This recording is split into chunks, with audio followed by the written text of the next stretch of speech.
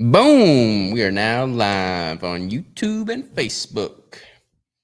And we're live on Instagram. How y'all doing? How can I not? What? I want to not look like that on Instagram. Wow. My skin is glowing, you guys. What's wrong with that? I guess that's fine. My skin does not like these lights, apparently. Yeah, we're both wearing black shirts, so we're just all kind of washed out over here, too. Here's your microphone. You got to use this. Boom. All right. We are live. We're ready to rock. We are going to start off with a discussion on dual fuel, otherwise known as metabolic flexibility. Dual fuel is kind of the concept people like to say because they're assuming you're going to be able to equally tap into fat as a fuel source and carbohydrates as a fuel source. Why are you talking like that? I don't know. I kind of like it for these live fives. You like it? No. No? All right. Anyways, let me just do a little rewind. We've done a video on metabolic flexibility in the past, and I've done a lot of podcasts on them. I did a really good podcast with Rachel Gregory. Highly encourage you to check out that podcast.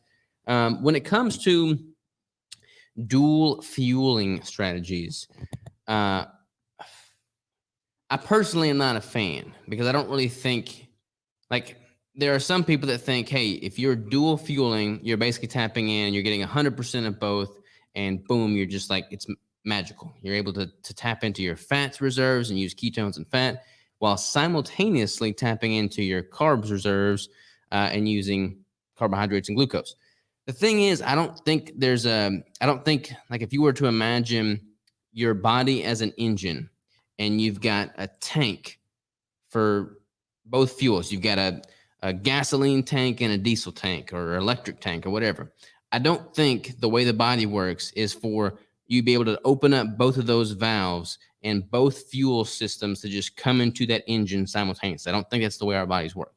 What I think is a more accurate representation of how our body works with metabolic flexibility is that you're able to basically turn one valve on or turn the other valve on. But when the other valves turn on, the other one has to be turned off. Like, you can't simultaneously get 100% of both. You can only get 100%. And it's going to be either 100% from one or 100% from the other. It's not going to be 100% from both because that's not the way the body works. So my take is you can be metabolically flexible, and if the alternative is to not be fat adapted and to eat a standard American diet and not know how to use ketones, then I encourage you to be metabolically flexible so that you can tap into those fat reserves. However, from a performance optimization standpoint, which is what I'm interested in as an athlete, I don't necessarily think that you can get 100% of both. I feel like you have to kind of pick and choose one or the other, and then whichever one you choose, that's the one you optimize for. I'm not against metabolic flexibility. I'm not against being able to go either way, but I think it is an inaccurate representation to assume that you're getting the best of both worlds. You're just getting one of those worlds at a given time. So I view metabolic flexibility as kind of like a jack of all trades, master of none, so to speak, as opposed to really optimizing for a given fuel source. That's why I personally stay strict keto, because my body's become more and more efficient at using ketones as the primary fuel source, fat metabolism, et cetera, et cetera. Also, if I was to just eat a bunch of carbs right now, it's not like my body forgets how to use carbohydrates and glucose. I may have a little bit of a lag period. I may not feel optimal for 24 to 48 hours, but your body doesn't just forget how to use glucose. Like, if you bring that back in, it's not like you're not going to know how to process it. Like, it will happen. You'll be able to upregulate those pathways just as you were able to upregulate those pathways when you became fat adapted. So I don't think you don't have to worry about forgetting that machinery if you don't incorporate it on a regular basis. Kind of a long-winded answer there, so hopefully that sheds some light. Any thoughts? Yeah, I do have some thoughts. I think that maybe what I've seen a lot happen is, like, even some of my clients will say, like, I really want to try this metabolic flexibility. I really want to go work with so-and-so. And I'm like, yeah, go do it. Try to see if it works for you and whatnot. But I think what happens often enough, to make sure that this is a point that we make clear, is that people want this metabolic flexibility or to be dual fueled, but they don't have the discipline to turn it off. So if say someone's supposed to be eating squash and a potato and maybe a little bit of white rice or whatnot, what's going to stop you from having a Snickers bar? Because it's technically carbs. And I think that the reason, I think the people who encourage people to enjoy metabolic flexibility, that is not their intention for you to go eat junk food. Their intention is for you to go eat a whole food option, a clean source of carbohydrates if you choose to. But I think what happens a lot is that starts a binge cycle for people who have experienced that, which is what happens to me. And I choose not to have carbs because no matter what it is, way back when we very first started, I just tried to eat white rice. And after I ate the white rice, I went and had a bunch of pastries. I had a big fat burrito with rice, beans, tortilla, the whole kit and caboodle. I couldn't stop at the white rice. So I think for some people, it's it's a direction back into the way that they were. It's a slippery slope. Yeah, they're going back in the direction that they try to get away from, and maybe they think they've been away from it for long enough that they can try that again. And everyone should try whatever is going to work best for their body. But I see a lot of clients leave me to go try metabolic flexibility and then come back to me and say, I've gained 40 pounds because I tried that. It was going fine. Then I started doing things on my own and I gained 40 pounds, or I can't stop binging, or whatever is happening. So they come back wanting to lose that weight again. And that's just a trend that I see in some people, just a group of people who I personally believe I would be a part of that same group because I wouldn't be able to turn it off. So I like for people to be aware of that being a thing that I have seen often, enough to bring it up, because you have to have that discipline if you're going to have that flexibility of going back and forth. The first thing you want to choose is good, whole, clean foods. You got to ask yourself why you're doing this. If you're somebody that knows that you're never going to be happy without a whole bunch of fruit and a whole bunch of breads in your life, then yeah, do metabolic flexibility, be keto for a while, build up those metabolic pathways to use ketones and fat as a fuel source, and then intermittently bring in those carbohydrates if that's going to make your day. Mm-hmm. But if you're somebody that is doing fine on keto and then is trying to do metabolic flexibility because you've heard people talk about how your hormones are going to be suffering on a ketogenic diet long term, that's inaccurate. So don't let that be the reason you try to incorporate carbs. Or if you think you have to have it from a performance standpoint, that's inaccurate. So I don't think you have to incorporate carbs from that standpoint. You have to just be honest with yourself and ask why you're wanting to have these. If you want to be the jack of all trades, master of none, so to speak, and then have more food variety, and you can have, enough self-control to moderate that, mm-hmm. then, by all means, go for it. But if you don't feel that great with carbs anyways, and that's why you've gone keto, don't let the next hype talk you out of a good thing, basically. Yep. Jonathan said, oh, hello, people. Hello. Metabolic flexibility is the best thing ever, Jonathan says. And then it has a winky face, a sweat face, and a laughing face. Oh, Jay Shane, the Keto Road. Hello, you three. We got a comment on YouTube from Barbara Scott.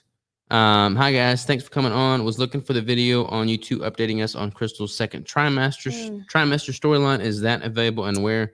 No. That will be available on Monday, the 21st. Yeah. We actually recorded that yesterday. Yep.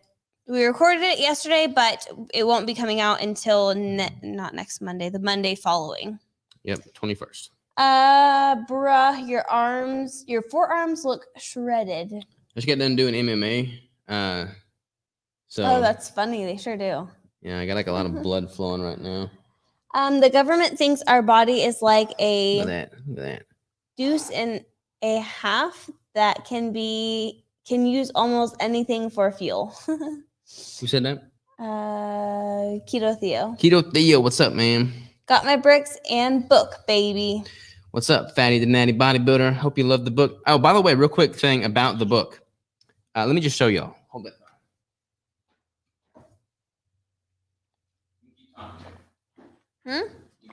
Oh, Jonathan said, y'all see the newsletter? New flavors. Yep, we got a bunch of new keto brick flavors coming at you. All right, so check this out. These are both my book. One is from Amazon, and one is from the Brick Book Bundle. The Brick Book Bundle, I purchased all of those so that I could have them shipped here and sign them, and I purchased those through a third-party printing company. I didn't know this at the time, but the Brick Book Bundle books are a much higher quality than what Amazon does. So like the glue that holds the spine together, there's much more glue there. Somebody messaged me on Instagram. They said, hey, I've got the Amazon book and my pages, some of my pages are falling out. And apparently Amazon does this with KDP, but there's much less glue on the spine on Amazon. So that's kind of crappy. Why they would do that? No one has any idea. Yeah. And also, the pictures. Yeah. Yeah. Also, so like, hold that page right there. So in the Brick Book Bundle, where you've got, my pictures, like the posing pictures in the back. I don't know if this is going to show up, but you can see me. You can see the poses. Yeah. In this one, you cannot see him. Yeah, they're all like blacked out. Black. So kind of janky job by Amazon. So I'm going to email Amazon. But tell them they did a terrible job. On another note, I'm pretty sure the hardcover options are now an option on Amazon, and I'm pretty sure those are printed through a third-party company. So those should be higher quality, and all of those pictures are in color. But all of this is stuff I'm just now learning with Amazon. So not super impressed with Amazon's quality of book manufacturing, but hopefully all the content's good. Is baby savage kicking yet, mommy savage? Yes. So the very first time I felt him kicking was at 14 weeks. We're now at 28 weeks, and he moves all the time. He's doing MMA too. He sure is, like hardcore. Barbara says, thanks so much, guys. Can't wait. We're excited too. That's nice. Crystal, you look miserable. LOL. Cheer up. Cheer up, Crystal. Just an FYI, I did not get ready today. I've actually felt like junk all day. So she did have a stomach ache. I've had a stomach ache all day. Thank you for addressing the risk in some to binge when trying to reintroduce carb. Yeah, I think there's a huge demographic of people that are doing keto because they didn't do well with carbs. So for that demographic, not all of them, obviously, but for a large percentage of that demographic to now be flirting with the disaster that led them astray to begin with is probably not a good idea. I tried high spiking foods like Rice Krispie treats and go to the gym. Me, I have to go to bed because I feel sick. Yeah. Oh, yeah. Yeah, no good. When I was like way back before I was keto, and I heard from all the bro bodybuilders, you got to really spike your insulin levels post-training to capitalize on your gains. I would buy Pixie Sticks, which is basically pure dextrose. And then I would buy Sour Patch Kids. And every day after I got done working out, I would eat a whole bunch of one of those two, Pixie Sticks or Sour Patch Kids. That's disgusting. Sunny said, that's how I gained so much weight after Esty was born. It came on real quickly. I started with sweet potatoes and rice, then escalated to just plain old crap. Yep, that happens. It's a slippery slope. Leanne Easton says, I got the Brick Book Bundle, and I'm very impressed with the quality of the book and its contents. Congrats. Thank you so much. Got your brick today. Boom chakalaka. I'm still waiting on my bricks and book. Nice. Those are all shipping out. Can you talk about how to use a spotter? What does a spotter do to help? I watched Crystal spot you on those heavy squats, and it was scary, but I know she's a beast. Yeah, huge shout out to Crystal. Like I don't go crazy heavy on squats. Like I'll go up to like 405. I did like 425 not too long ago. And I'll still prefer her spotting me. Like she knows it is weird. Me better. Will have like some huge guy in the gym, and he's like, "Hey, babe, can you spot me?" Yeah, talking to her, not the huge guy. Yeah. But she knows me better. And if you're doing a proper spot, like you shouldn't necessarily do a weight that you know you're gonna just like it's not gonna work out. Like you should be pretty confident that you're gonna be able to do it. And if you're pretty confident you can do it, like for squats, for instance, even if I fail that set or that rep, it shouldn't be a massive failure. So like Yeah. just a little nudge by Crystal should be all that I need to keep moving. And the thing is we've been partners, like workout partners for Long time. lots of years now. And so I know when he's starting to get to the point where it's like, okay, you know, he's starting to fatigue, or that last set was super heavy, or he'll say, I'm just going to try for 1 rep. I know to be aware that he may fail this one. I need to be a little bit stronger, or I need to be a little bit more prepared for a spotting. So they asked for a proper technique, didn't they? They asked for what's it good for? Basically, it's good for ensuring that you are able to just get a little bit more in the tank. And if you're doing something that is dangerous, that like a bench press, like a barbell bench press, on which the bar is over your chest or neck or something, then having somebody to help you do that. Even with dumbbells, like a dumbbell shoulder press, if it's getting too heavy, you can't see it. If it's getting too heavy and you happen to hit yourself in the head, like that could be a pretty terrible injury. So we'll spot each other as soon as we start getting heavier with those movements. But I won't have him spot me for a set, and I'll only be able to get 6. And I'm like, okay, I'm going to try that weight again. Can you spot me? He won't do anything, but I'll be able to get 10 just knowing that there's someone behind me to catch it if I fail. Yeah. Truckology 101. Hi guys, congrats on your success. I've got no problem with the price increases of the bricks. Just sent an email out about that if anybody is interested in learning more about that. I don't like that the maple brick is seasonal. LOL. Also, hey, let's talk about the truck wrap. Yes, I am the worst at corresponding, man, so please forgive me on that. Let's absolutely do it. Shoot me an email. I'll shoot you an email, one or the other. I'm probably way past when we had originally scheduled on doing that, but I definitely have not forgot about it, and I want to do that. I'm just not very good at talking to people on a regular basis. So let's definitely connect. Jonathan says, also just a preface, I was totally joking about the flexibility. No one needs carbs as their primary fuel source. You're just shredded. The camera couldn't. Oh, so shredded. The camera couldn't handle it for the book. Too much awesomeness. That's what it is. Carb cycling equals inflammation cycling. What? Who wants that? That's a good way to put it. Inflammation cycling.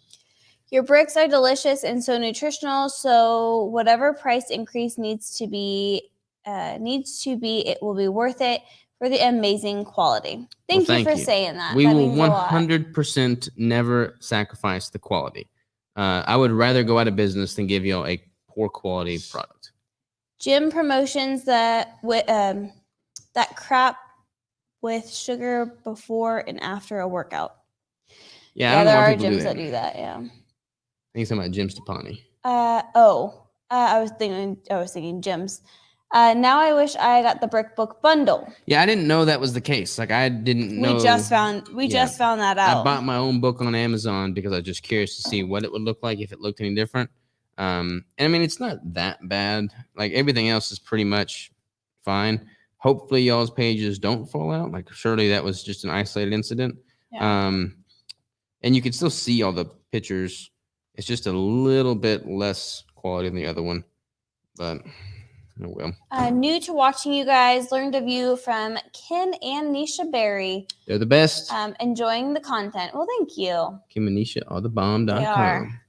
Are any of your bricks dairy-free? I have a major allergy to dairy. Yeah, actually the majority of our bricks are dairy-free. So you have the cookies and cream, the coconut, toasted almond coconut, peanut butter, and mocha. Those are all dairy-free.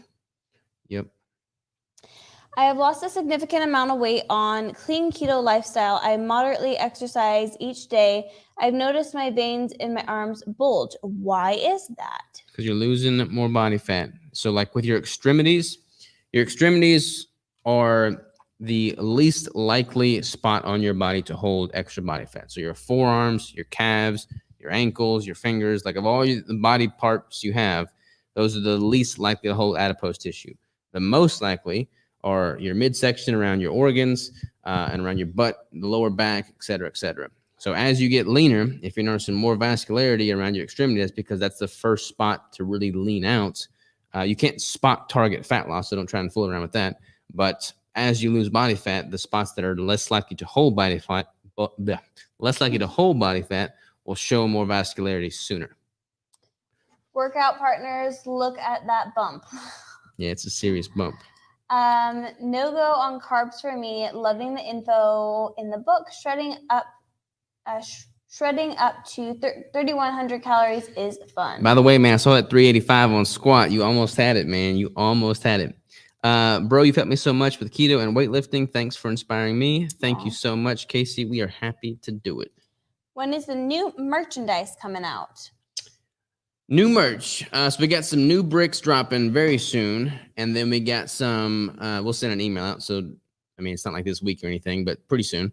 And then we've got the apparel. We're planning on relaunching, not rebranding, but relaunching and rehyping and redoing all the apparel more likely next month. That's the goal. Will you guys be at KetoCon? Yes, we will. We will have a booth. Robert will be speaking. I might be a little more MIA because this guy is going to be real itty bitty still, but we will be there. I had a podcast today with Victoria Field, who is the owner, sponsor, founder of Metabolic Health Summit. And we were going to go to that, but that is literally the week that he is due. I know. So I won't be going to that one this year. Unless he comes early. Yeah, but I'm not going to leave you like a week before to go to a conference. What else we got? Any other questions, ladies and gents? Throw them in here. Let us know what you got. We need a topic for next week as well. Yeah, we do need a topic for next week. We got some extra time, though. So just throw us some questions, throw us some comments, and we'll pick one of those for next week. But then we'll also answer a few more if any come in. We got a meeting here in a little bit, and I got to run my mile still today. I'm still doing my 1 mile a day, even though it's a new year, and I never really committed to doing a mile every day this year, but I kind of like it. Any drops on the new flavor of bricks? Robert, do not say a word. Can I say one word? No word. Not anything? We have several coming out this year. I guess. It is a whey protein. So this one is a whey-based protein. Robert just whispered in my ear to see if he could tell you guys that. That is hilarious. All right, here we go. I heard you mention you're working on revamping Deeper State Keto. I have gone through it once before, and I'm planning to do it again this spring. Can you share anything about the changes? Yes, so we got 2 new coaches, and they're going to be adding some content as well. And then I'd love for us to just add more recipes, more training tutorials, and just more quality content. And I want the forums to get more active as well. Like there's like several thousand people that have the Deeper State Keto course. So having more interaction on the forums, I think will be just a huge value add for everybody involved. But new recipes, new training modules, content like that with the new coaches generating some of that content for sure. Okay, so this one said, next week, strategic carb intake for body recomp hypertrophy. Can I be keto one day and then eat carbs before resistance training session? So what I would recommend doing is rewinding this video or waiting till it ends and then rewinding the video and watching the very beginning of this. Yeah. Because that's what we talked about. We talked about metabolic flexibility in the first 5 minutes of the video. Probably a little bit longer than, probably 8 minutes. What's up, Robert and Crystal? Still killing my program. Sean, keep killing it, man. And congrats on the weight drop you've had this past 2 weeks. You're dropping like crazy. What are your thoughts on keeping in cruciferous vegetables with a ketogenic diet for liver health? I don't know that it necessarily, I don't keep them in specifically for liver health, but I do keep in cruciferous vegetables because I like them. Yeah, that's pretty much all we eat if we eat vegetables. And it can be really helpful for hormones and things like that. So if you enjoy them and your body responds well to them, there's no reason to cut them out. Here's a good one. Have you ever considered coaching for entering the podcast space?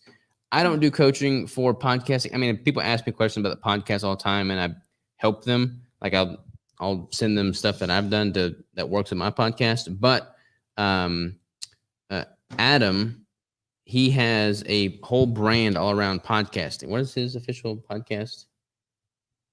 He's changed names a few times, but look that up. But he's got a legitimate course and coaching and everything you need to know to get your podcast up and running. So I would recommend checking him. I don't know what his prices are or anything like that. But my good buddy Adam does that. Crystal's pulling it up right now. I'll tell you exactly what it is. Podcasting Business School. Boom. That's what his Instagram is. Podcasting Business School. We were also asked how many flavors are coming out this year. And we actually don't know quite yet how many. We have about...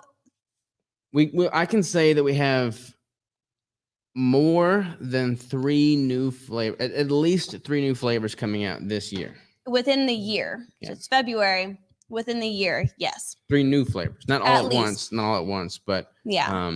Yeah.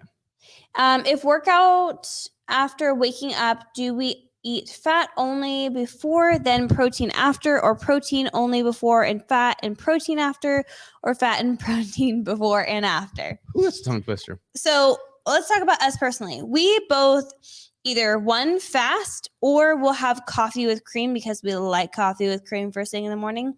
By the way, have you ever had a coffee or a cream Zevia? That's pretty good too. You gotta check that out. That's pretty good. But that's what we usually do. And then after our workout, we don't try to like eat immediately after our workout. But usually we'll say to have a little bit of protein and fat. Yeah. Boom. Got it. Thanks. You betcha. This is a good question. Can stearic acid be a topic for a live? Yes, it can. Or the topic of high fat versus high protein for your female clients. Are they leaner with the high fat versus protein? What are the ratios? We've done a whole bunch of videos on this, but I feel like it can never honestly be talked about enough because especially right now, there's a whole bunch of debate right now between high fat keto versus high protein keto. And there is not a one size fits all. It's totally individual based, totally dependent upon the goal, the person's body composition, their hormones, their metabolism, lots of factors at play. And I can dive super deep into this, but from a high level view, what I would say for anybody is if they're just starting the ketogenic diet coming from standard American diet or whatever, they're going to benefit, even if they have fat to lose, from starting out with a higher fat ratio so that their body has the energy coming in and they can adapt to burning fat and ketones for fuel. Then once they've become fat adapted, they can start to drop that fat intake and increase the protein simultaneously, ideally keeping calories equated for, to see what their quote unquote protein threshold is and figure out what they respond best to there. And then once they are really deeply fat adapted, they can likely tolerate a little bit more protein without any adverse effects. And then based on what the goals are, based on what the caloric intake is, et cetera, you can titrate that fat up or down based off of energy expenditure and just kind of what you get going on. So personally, I like to be at around, if I'm in a building phase, I'm probably about a 1-to-1 when I'm in a caloric surplus. When I'm in a cutting phase, I'll actually prefer a higher fat ratio because the cutting phase is very finite and I'm taking in enough calories that even with my fat ratio being pretty high, I'm still taking in a relatively decent amount of protein. It's like I'm under consuming protein.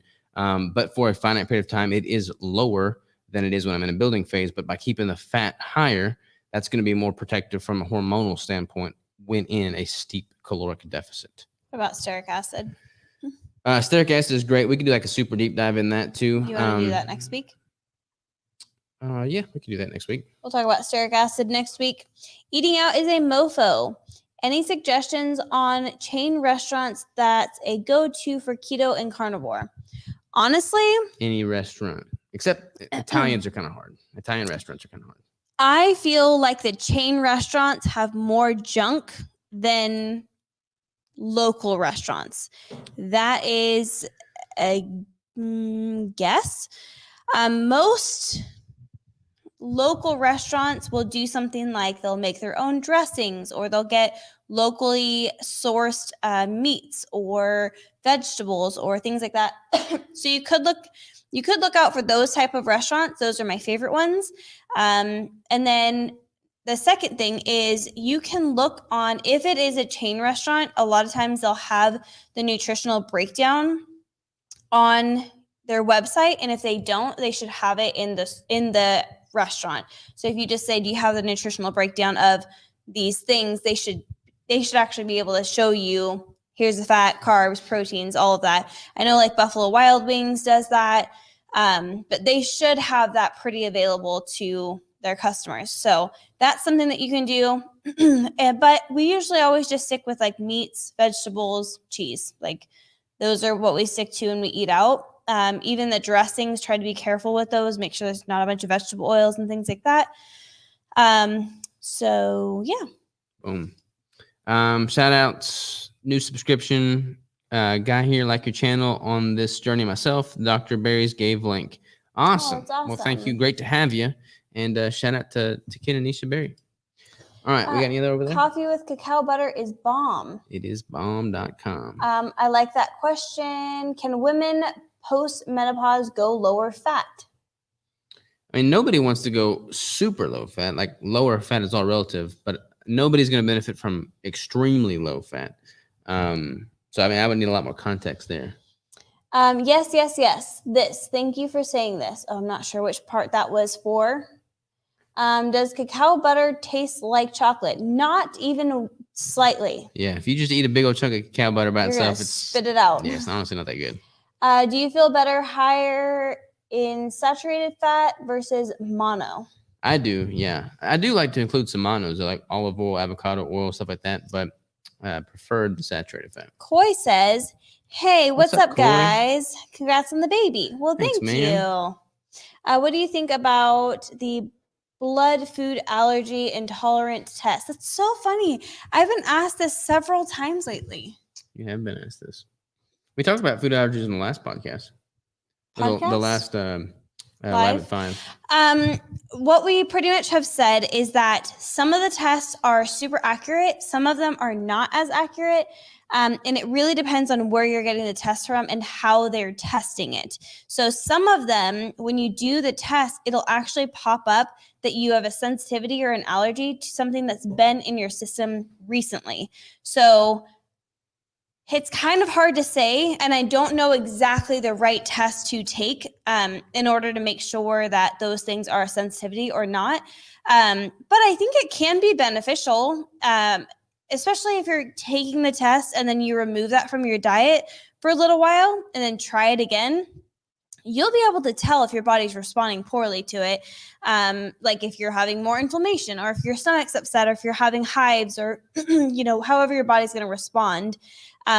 So I don't think that the tests are terrible, but I would take it with a grain of salt, remove those items, and then do your own little test or own little experiment with it. Boom, chakalaka. My comment was about the starting higher fat keto. Gotcha. All right, y'all. We got to run to a meeting. I got to go run. Then I got to run to a meeting. So we're going to call it good there. One more question here. Do you avoid seed oils, vegetable oils? I would assume that most chain restaurants use them.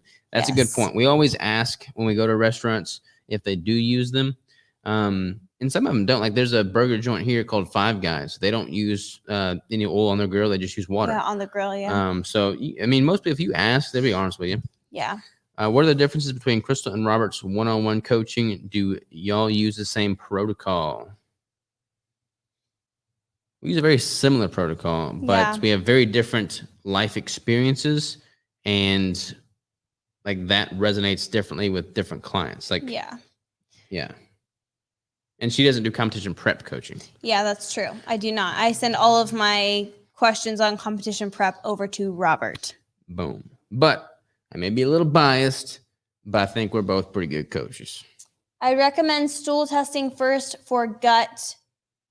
Ombre Labs from Ombre Labs. That's okay. Then that's a really good suggestion, actually. Ombre Labs?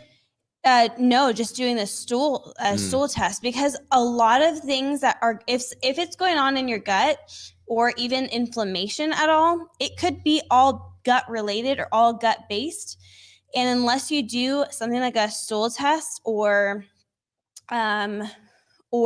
testing for different parasites and things like that, you might be carrying these things forever. I have someone close to me that just found out that they have a parasite, and it's like this stuff has been going on with them for a long time. And had they known that forever ago, they wouldn't have had to feel like they were crazy for years. So the the stool test can be super, super helpful. And that's another one that you can just order it and then send it out too. So you don't have to go into a doctor's office with your poo. Boom. All right. On that note, no doctor's office with your poo. We are going to call it a day for the Live at 5. I will see y'all next time. Nothing but love. Ta-ta for now. Take care and talk soon. See you guys.